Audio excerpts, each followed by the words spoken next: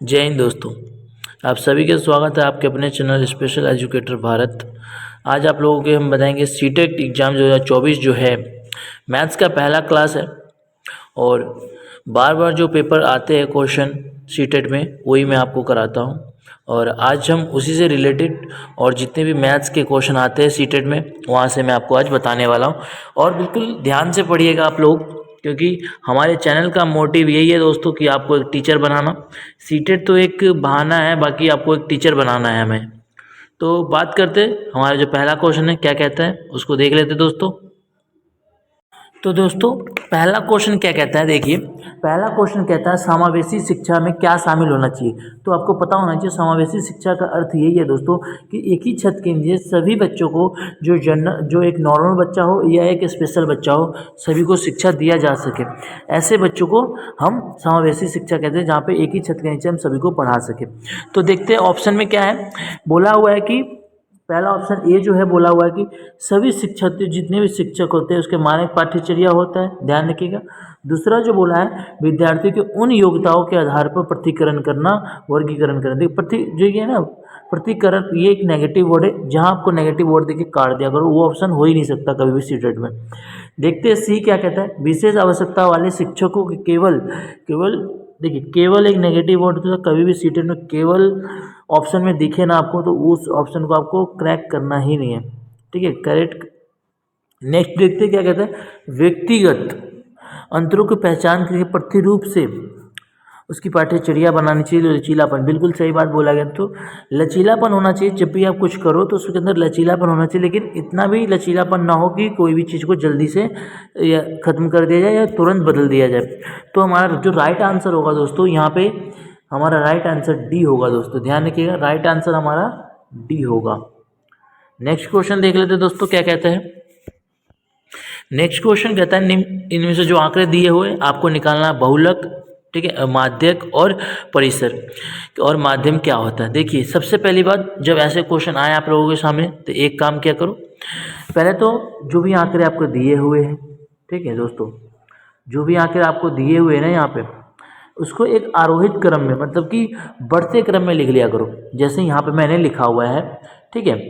तो पहले हम निकालते हैं इसमें दोस्तों माध्यक, ठीक है। माध्यक कैसे निकालते हैं, संख्याओं के जितने भी जोड़ होता है, जितनी संख्या होती है हमारी उसकी जोड़ के हम निकालते हैं।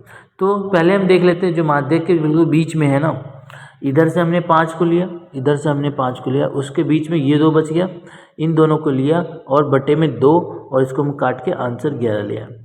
तो पहला आंसर आप समझे होंगे।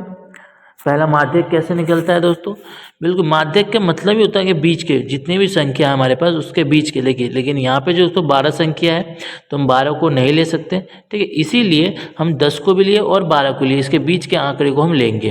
तो जब हम 2 से काटेंगे तो 11 हमारा आ जाएगा। माध्यक समझ गए होंगे दोस्तों आप लोग।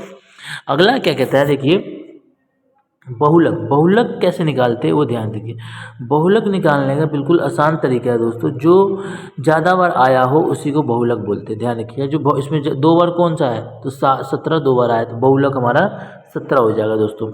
और परिसर निकालने का एक बिल्कुल आसान है, ठीक है, अधिकतम मान और न्यूनतम मान को आप माइनस कर दो, मतलब कि सबसे ज़्यादा क्या है 23 और सबसे कम क्या है 22, इन दोनों को माइनस करोगे 21 आएगा, यानी कि हमने परिसर भी निकाल लिया। लेकिन हमें बोला क्या क्वेश्चन में, इन्होंने बोला माध्यक बताना है हमें, माध्यक, ठीक है, मीन बताना है। तो देखिए मीन क्या होता है वो समझ लेते हैं। पहली बात दोस्तों, इसमें क्या करना है, हमें इन सभी को जोड़ देंगे और 3 से भाग दे देंगे, तो यानी कि हमारा मीन निकल आएगा। यानी कि हम यहाँ पे 11 और 17 और 21 को जब हम प्लस करेंगे दोस्तों और बटे में 3 लिखेंगे तो उसको जब वो कटेगा नहीं, ठीक है, तो जब कटेगा ही नहीं तो हमारा राइट आंसर दोस्तों क्या हो जाएगा 49/3। तो राइट आंसर हमारा बी होगा। नेक्स्ट क्वेश्चन देख लेते हैं दोस्तों क्या कहता है।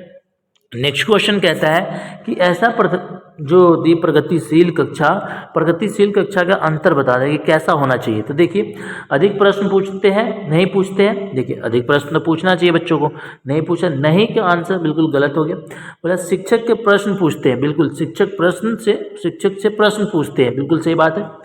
एक दूसरे से प्रश्न पूछते हैं, बिल्कुल राइट आंसर। आप कक्षा में आते हो तो आपको प्रश्न तो पूछना ही चाहिए, आपस में पूछो, सर से पूछो, जो भी हो आपके आसपास उससे पूछो। स्वयं से प्रश्न पूछने चाहिए, बिल्कुल बात सही है। अगर आप हो एक प्रगतिशील कक्षा में आप बैठे हो तो खुद से भी तो प्रश्न करोगे ना दोस्तों। तो यहाँ पे राइट ये 3 होगा, बी सी डी। तो ऑप्शन किस में है? तो राइट आंसर दोस्तों सी होगा, B C D. Next question देख लेते हैं दोस्तों क्या कहता है। इसमें बोला हुआ है, इन्होंने बोला है किसी समबाहुभुज के सभी अंग कोणों का योग 180 डिग्री है। ठीक है, सम आपको पता होना चाहिए कैसा होता है दोस्तों। अगला देखते हैं, इस बहुभुज के प्रत्येक बाहिनी कोण का माप क्या है।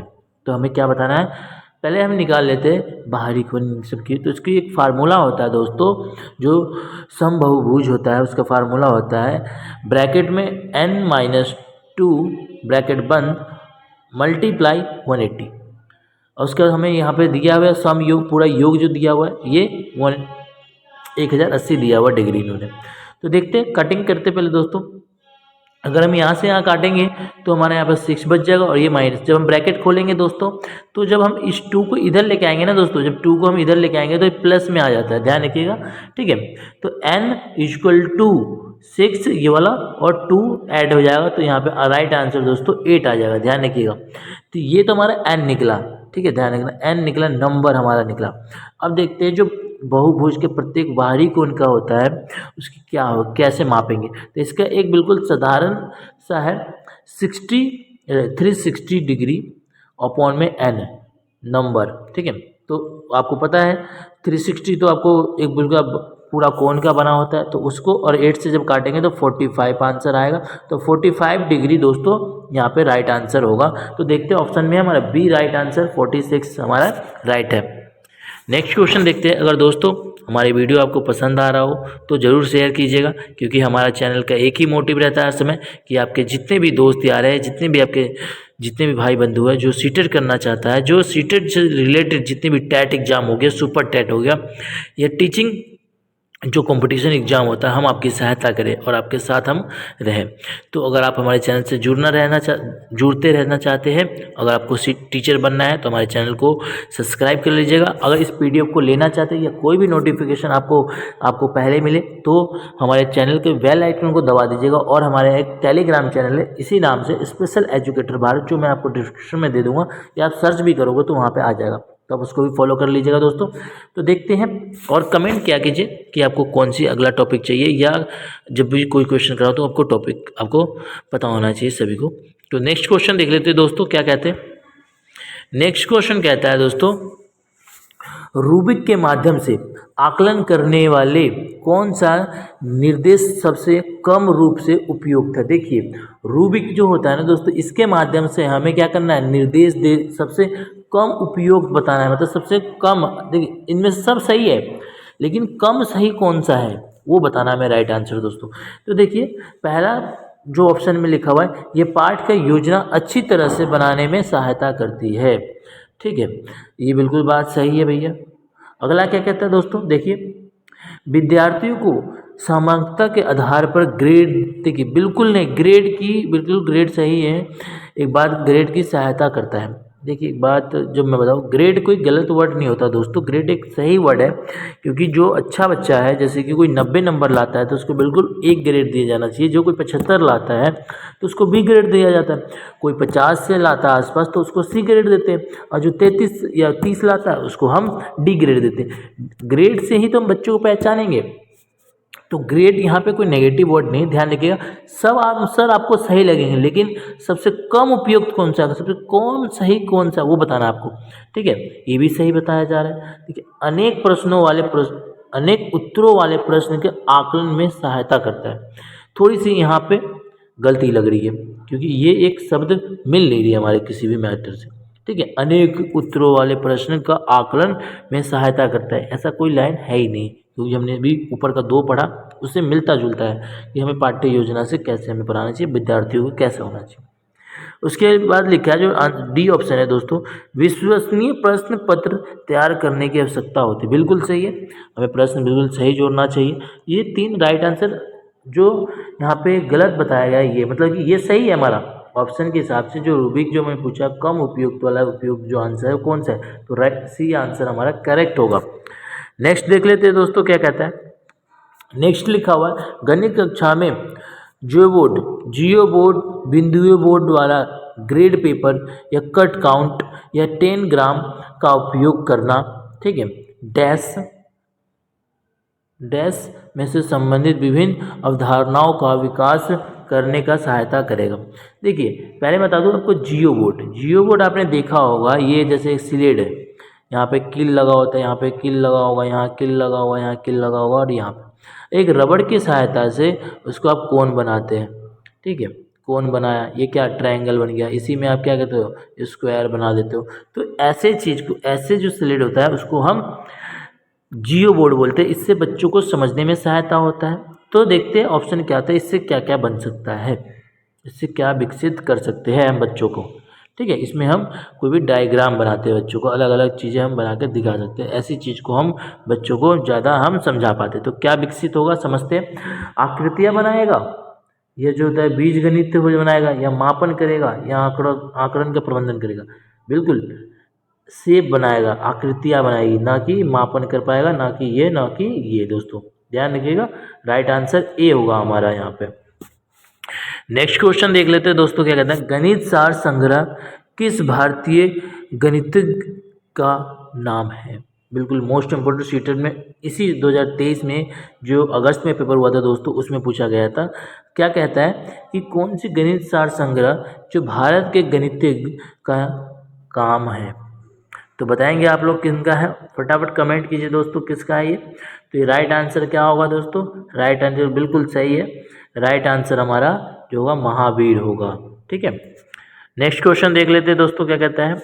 नेक्स्ट क्वेश्चन कहता है दोस्तों कि गणित सार संग्रह, देखिए गणित सार संग्रह अभी वही चल रहा है, इनके बारे में बता दूं जो ये थे, इन्होंने 880 ईस्वी में गणित सार संग्रह की रचना की थी, ठीक है। इन्होंने कब की थी, 850 ईस्वी में गणित सार संग्रह पुस्तक की रचना की थी। यहाँ पे पुस्तक नहीं लिखा, लेकिन आप लोग लिख लीजिए पुस्तक की रचना की थी।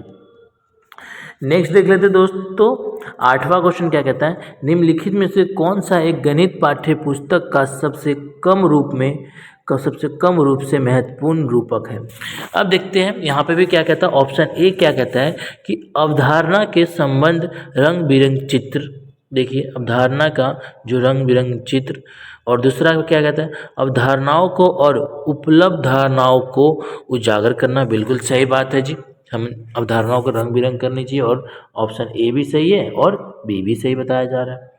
दैनिक जीवन के साथ साथ गणितीय अवधारणाओं को जोड़ना चाहिए। देखिए जब कोई कक्षा में आपका टीचर आता है तो आपको गणित आपको जब कोई पढ़ाता है तो आपको दैनिक जीवन से जोड़ के बता तो अच्छा से समझ आता है आपको, ये भी सही लग रहा है हमें। देखते हैं कौन सा, यानी कि जब ऊपर का हमें तीनों सही लग रहा है, तीनों एक राइट आंसर है, तो ऑटोमेटिक हमारा डी गलत होगा, यानी कि डी आंसर हमारा सही है क्वेश्चन के हिसाब से। क्वेश्चन जरूर पढ़िएगा, ठीक है। मानक प्रतिक्रिया की दक्षता के लिए अधिक संख्या में अभ्यास प्रश्न, देखिए ये हमारा डी गलत होगा दोस्तों, क्योंकि ऊपर का तीनों हमारा सही है। आप समझिए पॉजिटिव लाइनें लिखी है, पॉजिटिव बातें लिखी गई है कि कैसी जो बच्चों की पुस्तक होती है सबसे कम रूपक बोला गया, तो ये वाली थोड़ी बात थी अलग लगी है डी वाली, ठीक है दोस्तों। तो देखते हैं नेक्स्ट क्वेश्चन कहता है, इसका आंसर डी राइट आंसर होगा दोस्तों। नेक्स्ट क्वेश्चन कहता है क्या दोस्तों, निम्नलिखित में से किस कथन का संख्या 5 को क्रम सूचक तरीके से देखा गया है। देखिए क्रम सूचक तरीके से देखा गया है, कौन सा ऐसा कथन है जो संख्या 5 को क्रम तरीके से रखा गया है। तो ऑप्शन पढ़ते हैं, क्या ऑप्शन दोस्तों कि प्रत्येक समूह के 5 सदस्य, नहीं जी थोड़ी अजब लग रहा है। दूसरा पढ़ते हैं, एक डब्बे में 5-5 पेंसिलें की कई समुच्चय हैं। अपनी कक्षा में वार्षिक परिमाण में मेरा 5 स्थान है। बिल्कुल सही बोला गया है यहाँ पे कि जो वो कक्षा में पढ़ता है बालक, उसका मेरा 5वां स्थान है, मतलब कि वो बता रहा है कि मेरा 5वां स्थान है। एक क्रम, देखिए जब आपको कोई वो एडमिशन होता है या अटेंडेंस से होता है, उसमें आपका क्रमिक के हिसाब से तो होता है, मतलब 4 ऊपर कोई और है, रमेश, सुरेश, महेश, कमेश, और 5वां मेरा है, मतलब क्रम सूची के हिसाब से रखा गया है। 5वें स्थान पे क्या चीज़ है, ये लाइन बिल्कुल सही है, यानी कि राइट आंसर हमारा सी होगा दोस्तों। नेक्स्ट क्वेश्चन देख लेते हैं दोस्तों, क्या कहता है कि 10वां कहता है कि निम्नलिखित में से कथनों में से कौन सा कथन गणितीय कक्षा के तर्क वितर्क, ध्यान रखिएगा, तर्क वितर्क के लिए सही है। तो पढ़ लेते हैं कौन सा हमारा राइट आंसर है इसमें से दोस्तों।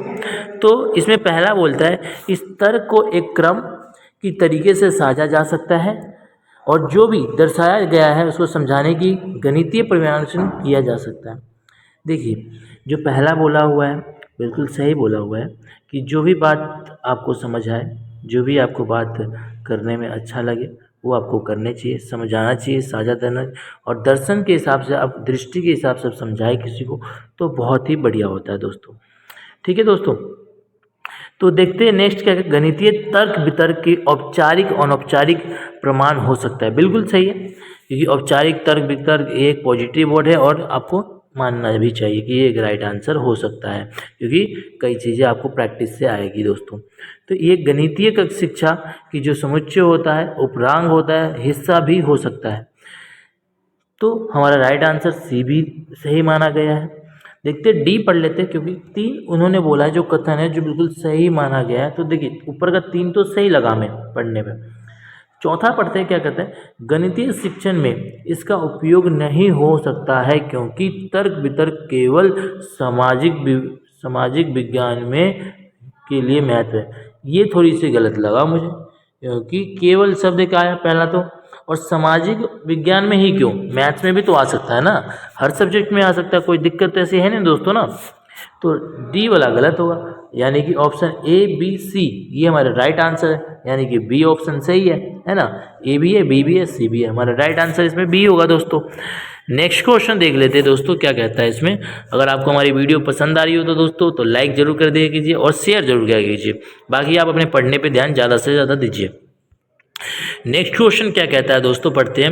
नेक्स्ट क्वेश्चन कहता है कि एक गणितीय शिक्षक विद्यार्थी को केवल एक निश्चित प्राकृतिक आकृति जो होती है लेने की अथवा उन विभिन्न भागों में काटकर उससे विभिन्न आकृतियों बनाने के लिए कहती है। तो ये कौन सी प्रक्रिया है, तो ये कौन सी प्रक्रिया है, तो देखिए ये जो प्रक्रिया होता है दोस्तों, ये बिल्कुल समान क्षेत्रफल वाली विभिन्न आकृतियों की हो सकती है। ठीक है, और अधिक से अधिक जो संज्ञानात्मक कॉग्निटिव विकास हो सकता है, अभ्यास, दिमाग का ज़्यादा अभ्यास होता है। तो इसमें ज़्यादा ध्यान रखिएगा किस में आंसर देखते हैं, पढ़ते हैं। इस अवधारणा की परिमाण क्षेत्र पर अनुक्रमित होती है जो विकास करने में साझा करती। नहीं जी, ऐसा कुछ भी नहीं है दोस्तों, ये हमारा गलत होगा। कक्षा में शोर उत्पन्न करने, देखिए आप कक्षा में पढ़ते हो तो शोर उत्पन्न थोड़ी होना चाहिए, नहीं होना चाहिए, बिल्कुल शांत होना चाहिए, आपको पढ़ने वाला इन्वायरमेंट मिलना चाहिए दोस्तों। नेक्स्ट कहते हैं जो शिक्षक के कुछ खाली समय में प्रदान करने के अच्छी होती है। देखिए ये भी नहीं आपसे हमारा सही है, शिक्षक वहाँ खाली बैठने के लिए थोड़ी गया प्रदान करने के, वहाँ खाली बैठ रहा है शिक्षक, ये बिल्कुल गलत बात बोला गया शिक्षकों के बारे में। देखिए इस अवधारणा के समान क्षेत्र वाले विभिन्न आकृतियों के हो सकती है कि अधिगम करने में इसकी सृजनात्मक अभ्यास किया जाए। बिल्कुल राइट आंसर हमारा डी होगा दोस्तों यहाँ पे, तो राइट आंसर हमारा डी है यहाँ पे। नेक्स्ट क्वेश्चन देख लेते हैं दोस्तों, क्या कहता है। नेक्स्ट क्वेश्चन कहता है कि एक अध्यापिका गणित की अवधारणाओं में से संबंधित त्रुटियों को कैसे संबंधित कर सकती है। तो देखिए कैसे शिक्षक संबंधित कर सकती है, तो यहाँ पे देखते हैं दोस्तों क्या कहता है। एक कक्षा में औपचारिक कलन विधि का बल देना चाहिए। नहीं जी, कलन विधि का बल नहीं देना चाहिए, बिल्कुल गलत है। कक्षा में बहुत से प्रश्नों का स्वयं हल प्रस्तुत करे। नहीं, देखिए शिक्षक को कैसे करना चाहिए, बच्चों से कराना चाहिए, उसको ज़्यादा से ज़्यादा पूछना चाहिए, पढ़ाओ फिर पूछो, खुद से खुद नहीं प्रश्न को हल करना चाहिए। योगात्मक आकलन युक्ति का उपयोग करना चाहिए। देखिए योगात्मक जो योग्य है उसी को इससे पूछ लो, बाकी उससे ना पूछो, बाकी बच्चे तो ऐसे फेल हो जाएंगे या उनके अंदर जो डेवलपमेंट होगा ही नहीं। तो इस तरीके का आपको त्रुटि नहीं होनी चाहिए। अध्यापक की गणितों की अवधारणा की कैसे त्रुटि पूछा ना मुझसे। वैश्विक शिक्षा शास्त्र उपयोग का प्रयोग करना चाहिए। बिल्कुल, वैश्विक जो बच्चा जिसको नहीं आता उसको बताइए कैसे करना है, उसको एक लेवल में लेके चलिए। ऐसे शिक्षक की एक अवधारणा होनी चाहिए और सभी क्लास के बच्चों को समान मानना चाहिए और एकजुट लेकर आगे उनको चलना चाहिए। नेक्स्ट क्वेश्चन क्या कहता है, इसके जो राइट आंसर है दोस्तों डी है, वैकल्पिक शिक्षा शास्त्रीय युक्ति का प्रयोग करके। ठीक है, नेक्स्ट क्वेश्चन देख लेते हैं। गणित कक्षा के विद्यार्थी जो होते हैं स्वतंत्र रूप से स्वयं को जो होती समस्याओं के करने के लिए अनुमति देते हैं। देखिए, एक बात बताता हूँ आपको दोस्तों में कि जो बालक होता है ना वो मैथ से डरता है, तो आज आपको मैथ से डरना नहीं चाहिए। आज आपको डट के सामना करना है, क्योंकि आपके सामने आ चुका है स्पेशल एजुकेटर भारत। और जब ये चैनल खुला है, आपको हमने पहले ही बताया था, आपको टीचर बनाने का वादा किया हमने और आपको टीचर बना के दिखाएंगे। अगर आप इस चैनल से जुड़े रहते हो तो आपके भविष्य हम संवारेंगे, क्योंकि हमारा नाम है स्पेशल एजुकेटर भारत। तो वीडियो को सब्सक्राइब कर देना। क्या कहता है क्वेश्चन दोस्तों, ये हमारा लास्ट क्वेश्चन होगा। इसके आगे नेक्स्ट वीडियो आप देख लीजिएगा। क्लास 1 है, क्लास 2 आपको अगले वीडियो में आपको मिल जाएगी, हमारे डिस्क्रिप्शन में जाके आप चेक कर लीजिएगा। तो क्या कहता है, गणित कक्षा के विद्यार्थियों को स्वतंत्र रूप से समस्याओं को करने की अनुमति देता है। क्या मैथ जो होता है बच्चों को स्वतंत्र कर देता है समस्या उत्पन्न करने के लिए अनुमति देता है क्या मैथ? नहीं, ऐसी कोई भी बात नहीं है दोस्तों। देखते हैं क्या आंसर इसका होगा। कक्षा जो होता है उसमें बहुत सी, कक्षा में आप क्या बर्बाद करने जाते, समय बर्बाद करते हैं? कक्षा में पढ़ने जाते, समय को कोई भी बर्बाद नहीं करते, मतलब कि ये ऑप्शन गलत हो सकता है। ठीक है, देखते हैं अगला क्या कहता है। कक्षा की अन्य गतिविधियों की क्रियात्मक करने की शिक्षक को अवसर देता है। देखिए, क्या शिक्षक जाके वहाँ कुछ करेगा? शिक्षक एक साधन है, आप लोग ज़्यादा से ज़्यादा पढ़ेंगे।